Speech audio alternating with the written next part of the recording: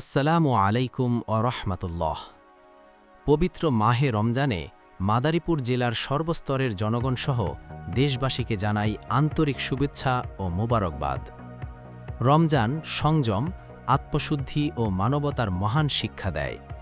এই পবিত্র মাস আমাদের অন্যায়, অবিচার ও বৈষম্যের বিরুদ্ধে ন্যায় ও সত্যের পথে অবিচল থাকার প্রেরণা যোগায়।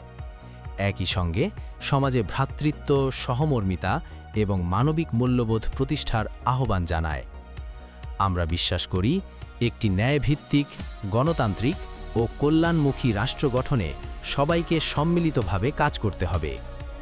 আসন্ন পবিত্র ঈদ উল ফিতর আমাদের জীবনে বয়ে আনুক শান্তি, সম্প্রীতি ও আনন্দের বার্তা।